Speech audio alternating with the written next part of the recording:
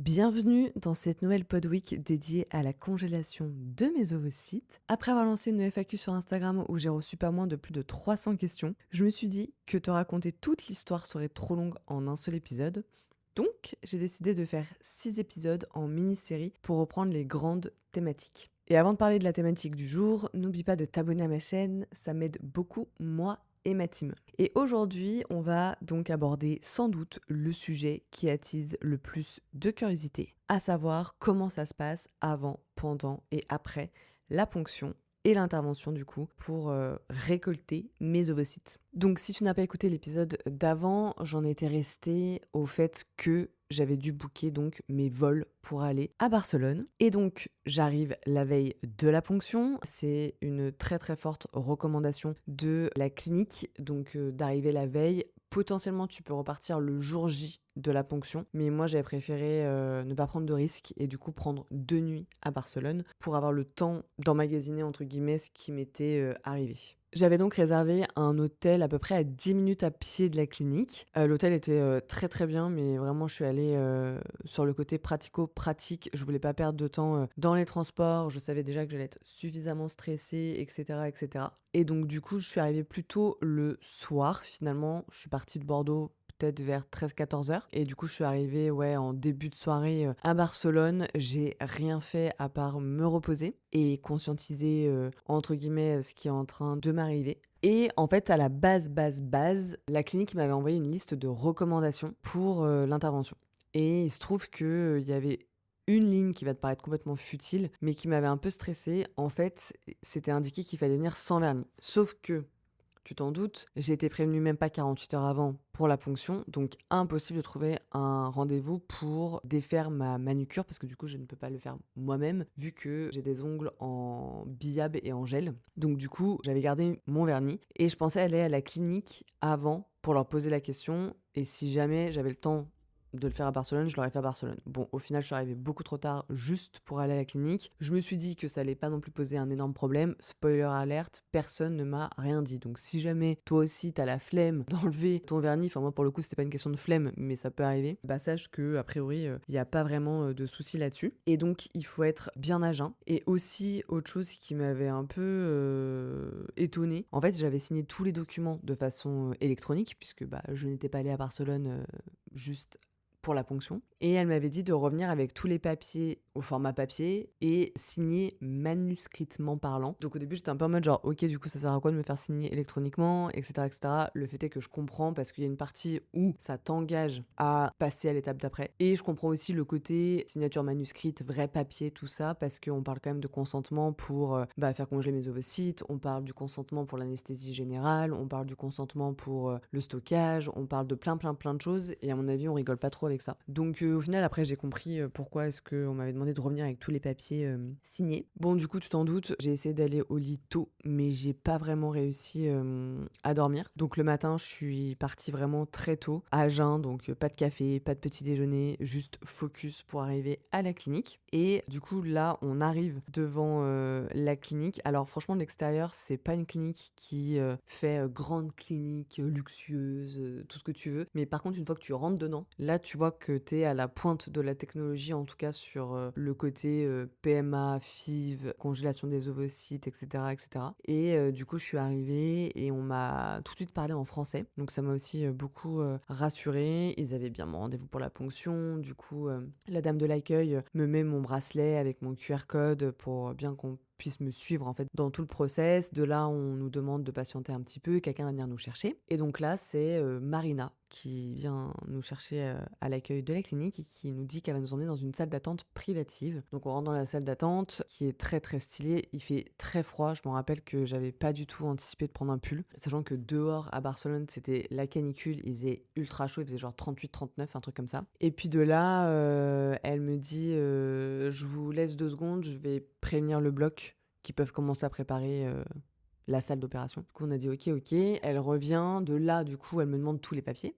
Donc du coup, je lui redonne tous les papiers. Là, tu pries pour ne pas avoir oublié un seul papier parce que sinon tu as le seum. Donc elle me dit que tout est très bien. Elle m'explique un peu comment ça va se passer. Donc de là, elle me dit que mon accompagnant ne peut pas venir avec moi, que du coup, il peut aller dans un café faire quelque chose et qu'on le tiendra au courant de l'avancée de l'opération et que du coup, je vais devoir gentiment descendre dans la clinique et que bah du coup, il faut que je dise au revoir à ce moment-là. Donc bon, déjà, ça fait un petit coup de stress, un petit coup de pression. Et d'ailleurs, je crois que je l'ai pas dit, mais c'est obligatoire d'avoir un +1 parce que, alors moi pour mon cas c'est anesthésie générale, du coup je pense que tu l'as compris, dû mon âge, dû au fait que j'avais déjà subi une intervention au niveau de mon utérus, etc. Ils ont pas voulu prendre de risques, mais je crois que dans certains cas c'est possible de faire une anesthésie locale. Donc là c'est un autre process dont je ne vais pas pouvoir te parler, mais moi c'est anesthésie générale et du coup c'était un accompagnement obligatoire pour pouvoir sortir de la clinique et quelqu'un qui puisse rester avec moi au moins les 24 premières heures au cas où il se passe quelque chose. Et c'est vrai que du coup là elle me dit je vais descendre et puis je reviens vous chercher. En gros je vous laisse vous dire au revoir 3 minutes et en fait là je crois que j'ai une prise de conscience de me dire oh waouh ça y est là c'est vraiment réel. Ça y est pour la première fois je crois que je me sens vraiment seule dans le process parce qu'en fait depuis le tout début bah, je t'en ai beaucoup parlé sur les réseaux sociaux, j'en ai déjà parlé dans plusieurs épisodes de podcast, j'ai été très très bien accompagnée par tous mes amis, ma famille, mon entourage et là en fait le fait de descendre seule pour subir l'intervention, ouais je me rappelle que j'ai eu un sentiment de me sentir vraiment seule, mais pas la solitude que j'aime, vraiment la solitude de j'aurais quand même voulu qu'ils viennent avec moi. Et surtout je pense que du coup j'ai capté que bah là plus rien n'est sous contrôle parce qu'en fait jusqu'à là j'ai contrôlé mes piqûres, j'ai contrôlé la prise de mes billets d'avion, j'ai contrôlé le choix de ma clinique, j'ai contrôlé même finalement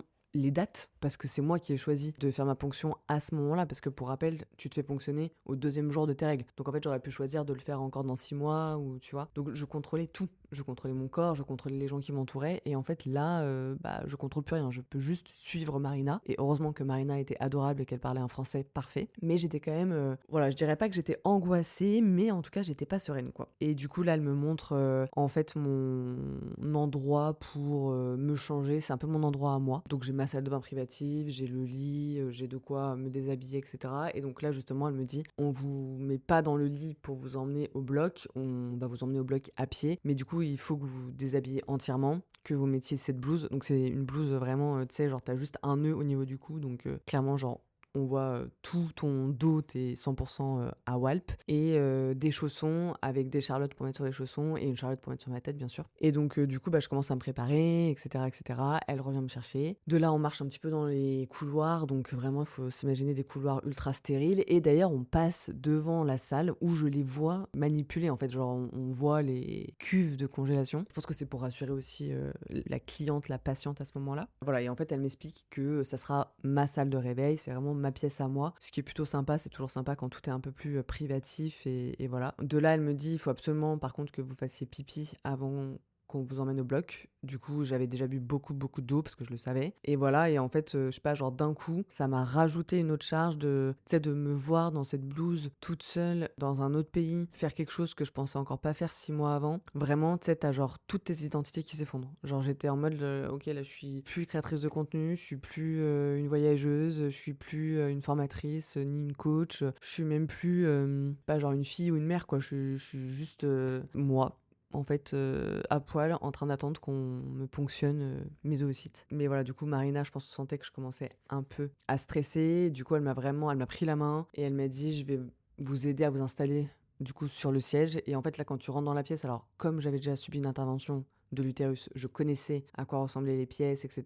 Mais c'est vrai que si tu sais pas à quoi ça ressemble, alors ça ressemble à une salle d'opération, on va dire classique, comme on voit dans les séries, dans les films. Mais là, du coup, c'est vraiment des salles d'opération dédiées pour de la gynécologie. Donc tu sais, t'as vraiment les étriers. Moi, c'est le premier truc que j'ai vu en rentrant dans la pièce, c'est vraiment ce fauteuil avec les étriers. Où tu sais, c'est horrible, mais ça fait vraiment machine de torture, moi je trouve. Et donc voilà, donc là, elle me dit, vous allez bien écarter vos jambes, vous allez bien mettre vos jambes dans les étriers. Je vais vous demander du coup de vraiment limite, faut que vous ayez l'impression que vous allez tomber dans le vide, donc vraiment vos fesses à ras du siège, et vous allez vous allonger. Et du coup, donc là, tu t'allonges, et là, je vois toutes les lumières autour de moi. Puis tu sais, du coup, t'as vraiment cette vision un peu de la petite fille, mais je trouve que t'as vraiment cette vision de, ouah, tu vois plein de trucs qui bougent autour de toi, mais tu sais pas trop ce qui se passe, tu sais pas trop qui est qui d'ailleurs. Et là, la médecin qui va m'opérer rentre dans la pièce. Elle parle aussi très bien français, un peu moins que Marina, mais elle parle quand même très bien français. Et elle me dit juste que voilà, ça va être elle le médecin, qu'elle va procéder du coup à la ponction de mes ovocytes et qu'elle me reverra après la ponction pour me donner les résultats. Je dis ok, très bien, merci. Là, Marina me dit est-ce que ça va? Je dis ouais, ça va. Mais au fond de moi, ça allait pas trop. Et là, elle me dit je vais devoir vous attacher les mains parce que en fait, si vous avez un spasme ou que vous bougez avec vos mains, ça peut, je sais plus exactement ce qu'elle m'a dit, mais grosso modo, ça peut soit faire foirer l'opération, soit je pense que potentiellement, avec certains ustensiles à l'intérieur de mon corps, ça peut juste me déclencher une hémorragie. Donc bon, j'ai compris que c'était pour ça, mais ce qui m'a, moi, fait bizarre, parce que quand j'ai fait ma colonisation, qui est du coup exactement le même concept, à aucun moment on m'a attaché les mains. Mais là, je me suis dit, bon, ils ont peut-être déjà dû avoir des problèmes avec certaines patientes qui devaient mal réagir à l'anesthésie, qui devaient peut-être se réveiller dans tous les sens, en bougeant dans tous les sens, je ne sais pas. Donc le fait qu'elle m'attache, ça m'a rajouté une dose de stress. Et là, elle me dit, je vais chercher l'anesthésiste. Et du coup, je dis ok. Et en fait, entre le moment, donc moi, je ne vois rien, vraiment, je suis allongée. Je ne vois personne tourner autour de moi non plus. Je ne peux pas bouger du tout. Je sens pas qu'on me touche spécialement, donc c'est ok. Mais juste le laps de temps où elle va chercher l'anesthésiste, où elle revient, là, j'ai vraiment une grosse montée de stress. Je me dis, waouh, en fait, genre, ça y est, déjà, c'est vraiment réel. Et finalement, ouais, je pense que j'avais toujours ce sentiment de colère, de me dire, c'est vraiment injuste que je sois là sur cette table, en fait. Parce que moi, j'ai rien demandé à personne, j'avais juste fait confiance à quelqu'un. Et en même temps, j'étais contente et fière de moi de me dire, bah, tu sais prendre ta vie en main, tu te laisses pas abattre, tu trouves des solutions et en fait t'es forte et ça va le faire et tu vas gérer et surtout ça va être vraiment le point final à ta dernière relation quoi. Genre vraiment là tu vas sortir de la clinique et tu vas te dire c'est terminé quoi. Et donc là forcément Marina me voit quand même pas mal pleurer, là vraiment je commence à pleurer assez à chaudes larmes et elle me prend la main et elle me dit je reste jusqu'à que vous vous endormiez et je serai là quand vous allez vous réveiller. Je vous abandonne pas, je reste avec vous tout le long. Je sais par quoi vous êtes passé parce que du coup quand tu fais des entretiens avec les cliniques, ils te demandent un peu ton histoire quand même, ce que je trouve très très bien d'ailleurs. Il y a un aspect assez psychologique, je trouve que finalement on n'a peut-être pas assez en France. Et elle me dit je sais que c'est stressant, je sais qu'il y a beaucoup de machines, je sais qu'il y a beaucoup de monde, je sais qu'il fait froid, je sais que les lumières sont pas agréables, mais vous savez pourquoi vous êtes là, vous savez que vous avez fait le bon choix et tout va très bien se passer, vous êtes en très bonne santé, il y a aucune raison que ça ne fonctionne pas, donc essayez de vous détendre et ça va bien se passer. Et en fait tout le moment où elle me parle comme ça, l'anesthésiste est en train de me poser l'anesthésie. Du coup faut savoir que de base je réagis plutôt bien au niveau du bras et là je sais pas pourquoi, impossible de trouver une veine dans mes deux bras, donc il finit par me faire la anesthésie par la main gauche, donc il me pose la perf sur la main gauche et là je me rappelle de rien. C'est le principe même de l'anesthésie, tu me diras, mais vraiment je me rappelle de rien. Je me rappelle juste que du coup je me réveille dans ma chambre de réveil. J'ai l'impression qu'il s'est passé 5 minutes alors qu'il s'est passé bien une demi-heure quand même. Et en fait je me réveille, je suis plutôt bien, je suis plutôt contente de ce que j'ai fait. Je vois quand même toujours cette perfusion sur ma main gauche, ça me perturbe parce que sur la main je trouve que c'est vraiment beaucoup plus impressionnant que dans le bras, bizarrement. Je vois que j'ai des bouteilles d'eau à côté de moi, donc je me dis ok, il faut que je m'hydrate encore. Et puis là Marina me dit vous pouvez écrire à votre accompagnant pour qu'il vienne vous chercher. Vous allez pouvoir sortir dans pas très longtemps. Du coup, je dis ok, très bien. Donc de là, je lui écris. J'arrive à me lever de mon siège assez facilement. Je sens que ça tire, mais c'est ok. Et surtout, en fait, je sens une profonde fatigue, comme j'ai rarement ressenti. Et puis là, du coup, je remonte, donc dans une zone qui était déjà un peu plus agréable pour moi. J'attends dans la salle d'attente. Et de là, du coup, elle me dit, bah, on va attendre que votre accompagnant arrive, parce que de toute façon on va pas vous laisser sortir comme ça. Et elle me dit de toute façon je ne peux pas vous enlever la perfusion tant que vous n'êtes pas allé faire pipi. Donc du coup rebelote, je me retape 1 litre d'eau à pleine balle et au final du coup je retourne faire pipi, on m'enlève la perfusion et là elle vient me chercher, elle me dit vous allez pouvoir voir le médecin, vous pouvez y aller tous les deux dans son bureau. Donc elle nous montre, enfin nous accompagne même jusqu'à son bureau. Et donc là je vois la médecin et tout de suite je vois à son visage qu'elle est contente. Donc je me dis bon, parce que en fait ce qu'il faut aussi conscientiser / se rappeler, c'est que moi le dernier truc que j'ai en tête à ce moment-là, c'est que j'ai 28 follicules, 14 de chaque côté, et que j'en ai 11 à maturation. Et comme je l'ai expliqué dans l'épisode précédent, en fait j'en ai qui pouvaient mourir, comme j'en ai des nouveaux qui pouvaient naître, comme j'en avais qui pouvaient grossir mais ne jamais atteindre la taille adéquate pour être ponctionnés. Et du coup, t'as quand même ce stress. Et justement, comme Victoria m'avait dit que sa sœur l'avait fait, et que c'est pour ça qu'elle se sentait de me faire les piqûres, j'ai écrit à Ali, on a discuté, et typiquement, elle avait beaucoup de follicules. Et au moment de la ponction, je me demande s'ils en ont pas ponctionné que 8, quelque chose comme ça. Mais elle m'a dit qu'elle connaissait des nanas qui avaient pas beaucoup de follicules, mais tous les follicules avaient pu être ponctionnés. Donc en fait, c'est hyper variable d'une femme à une autre. Tu peux avoir beaucoup de follicules et pas avoir beaucoup d'ovocytes à ponctionner. L'inverse aussi. Donc vraiment, j'y suis allée en me disant, bah, je sais qu'elle aura fait son max. Je sais que au plus profond de moi, j'ai fait le meilleur choix de clinique pour moi, que leurs résultats sont très bons et que mon corps fonctionne bien a priori, ou en tout cas réagissait bien au traitement. Donc il n'y a pas de raison que j'ai un chiffre, tu vois. Dans ma tête, c'était impensable que j'ai 4, quoi. Et je vois qu'elle est contente. Du coup, je me dis, ok, it's cool. Et là, elle me dit, du coup, je vais vous annoncer combien d'ovocytes j'ai pu vous prélever, mais, et ça je ne le savais pas, elle me dit du coup je vais vous annoncer combien d'ovocytes j'ai pu vous prélever, mais dans la journée je vais vous envoyer un mail pour vous dire combien ont survécu à la congélation. Donc autant je savais qu'il y avait beaucoup de chances que peu survivent à la décongélation, on le sait, c'est les statistiques, fine. Autant je ne savais pas qu'ils pouvaient aussi mourir au moment de la congélation. Je pense qu'en fait ils attendent 2-3 heures pour vérifier que c'est bien congelé et voir dans quel état est l'ovocyte. Et je dis ah d'accord, bah je savais pas, mais pas de souci, j'attendrai votre mail avec impatience.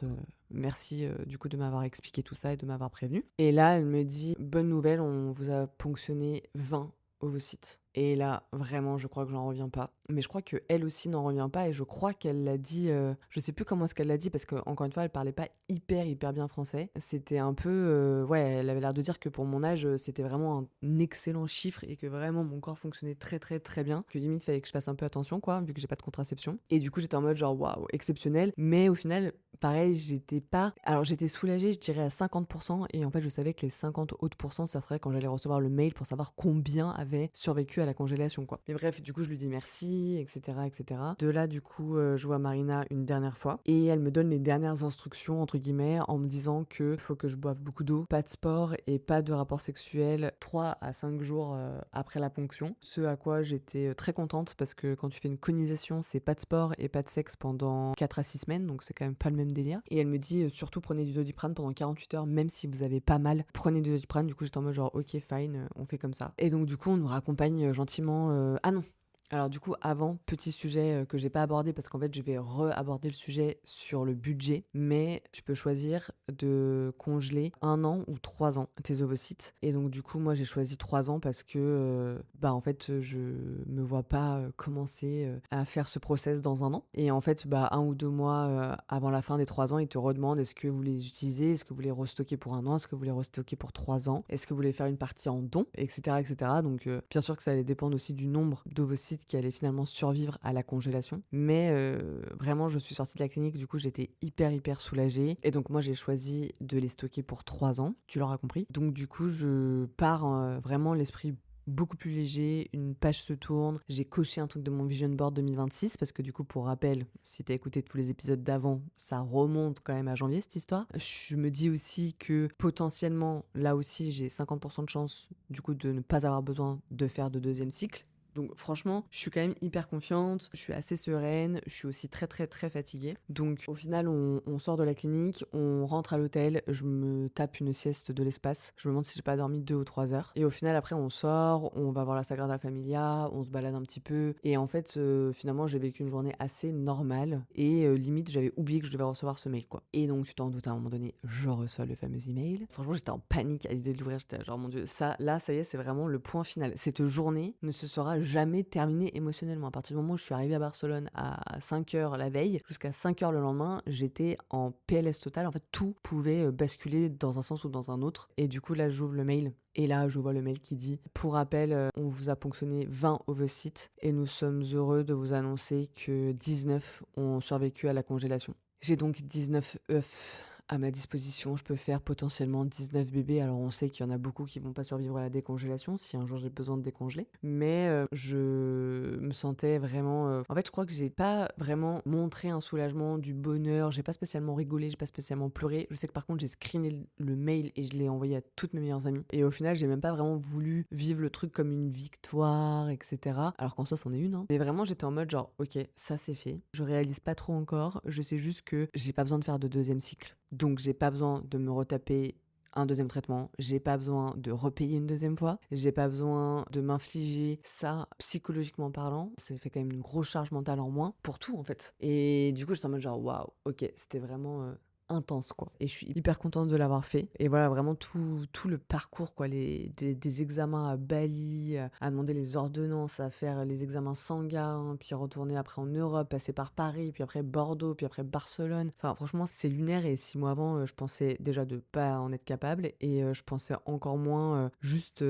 pouvoir le faire sur tous les aspects de ma vie, quoi. Que ça soit mes aspects de femme, mes aspects financiers, mes aspects de timing, mes aspects corporels, parce qu'en vrai, j'aurais pu aussi ne pas avoir mes règles, tu vois. Il y a eu tellement de choses qui auraient pu se passer, et en fait, je pense que j'ai fait tellement preuve de résilience en me disant, Marion, c'est ton corps, t'en prends soin, tu sais que tu fais attention à ce que tu manges, tu fais du sport, t'essaies de bien dormir, vraiment, tu t'es 100% focus sur toi depuis un an, sur ton énergie, ton corps va bien réagir.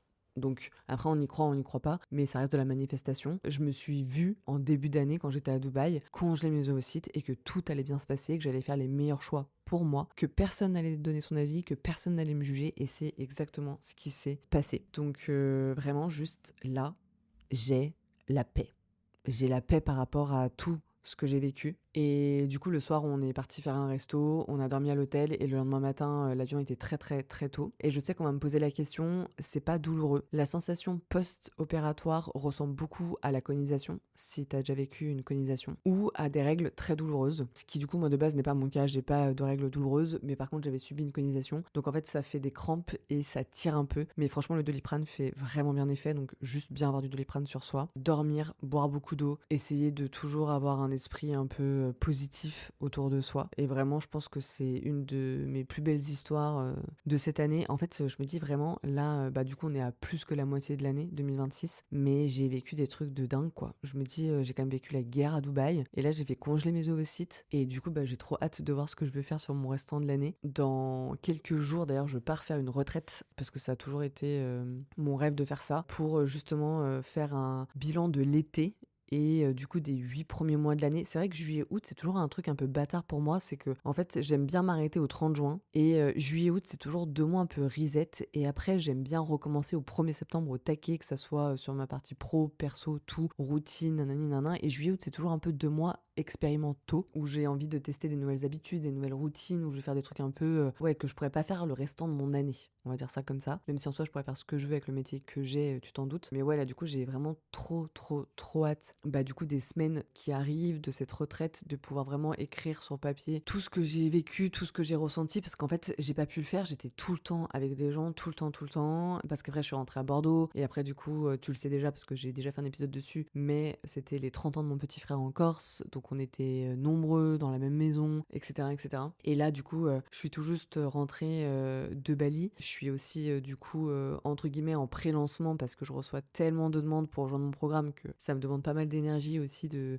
sélectionner tout simplement les profils, même si j'adore ça. D'ailleurs, si jamais tu veux t'inscrire à la prochaine session, t'as le lien en description de cet épisode pour t'inscrire sur la liste d'attente et tu recevras toutes les infos vraiment au moment du lancement. Mais pas d'inquiétude, ce n'est pas avant septembre, donc tu as le temps de te préparer. Mais voilà, vraiment, ça a été une expérience 100% positive. Franchement, autant d'habitude, j'ai toujours un petit truc à dire, j'ai toujours quelque chose qui m'a fait me sentir un peu mal ou pas bien. Autant là, vraiment, genre, très belle expérience, du début à la fin, je me suis sentie safe. Je te dis vraiment, le seul moment où j'ai eu un moment de panique, c'est vraiment quand j'ai dû descendre seule au bloc et que en fait là, je connaissais personne autour de moi et que je me demandais ce que je foutais là, quoi. Mais c'est tout. Et je pense que c'est la plus belle conclusion à mon deuil amoureux, puisque en termes de date, du coup, je ne t'ai pas dit, mais il m'a fallu un peu prendre du recul quand même sur ce qui s'est passé pour moi, pour mon corps, pour mon entourage, pour ma vie. Et j'avais envie aussi de recueillir toutes tes questions. Bref, ça m'a pris du temps de pouvoir bien penser correctement les épisodes, tout ça, tout ça. Mais le fait est que, je vais y arriver, j'ai fait ma ponction le 2 juillet 2026 et le 14 juillet 2026, du coup, ça faisait 1 an que j'étais célibataire et j'ai d'ailleurs aussi fait un épisode là-dessus. Et donc là, on est à un peu plus d'1 mois après la ponction. Je suis toujours un peu gonflée, mais pour moi, c'est normal, hein. Je pense qu'il va me falloir 3 bons mois pour retrouver un peu ma shape, mon corps, etc. J'essaie d'en prendre soin, j'essaie de faire baisser mon cortisol aussi, c'est très important. Mais voilà, je pense que du coup, la boucle a été bouclée. Et au 31 juillet, là, c'était vraiment un mois full intense en en termes d'émotions, parce que bon, on n'oublie pas quand même le pic d'hormones, hein. Et puis là, du coup, en août, c'est vraiment plus ce côté reset, pré-rentrée, faire un bilan du coup des 7 mois qui se sont écoulés, qu'est-ce que j'ai envie pour les 4 derniers mois de l'année. Et ouais, août, c'est vraiment le mois où je me fous la paix, où j'essaye un peu de noter toutes mes idées, de routines, d'habitudes que j'aimerais mettre en place, et on verra ce que ça donne. Mais cette pod week n'est absolument pas terminée, parce qu'il y a quand même 2 autres sujets que je voulais encore aborder avec toi, et du coup l'épisode de demain sera 100% dédié au budget que ça m'a coûté, donc de la dépense la plus futile à la dépense la plus importante qui est donc la ponction. Je vais juste te faire un épisode descriptif de combien ça m'a coûté et de si je devais le refaire, est-ce que je remettrais la même somme d'argent ou pas? Oui, comment, pourquoi? Est-ce que je reprendrais la même clinique? Oui, comment, pourquoi? Est-ce que je choisirais un autre pays? Oui, comment, pourquoi? Enfin voilà, tout ça pour essayer de t'apporter un maximum d'informations si c'est également dans tes projets. Donc je te retrouve demain.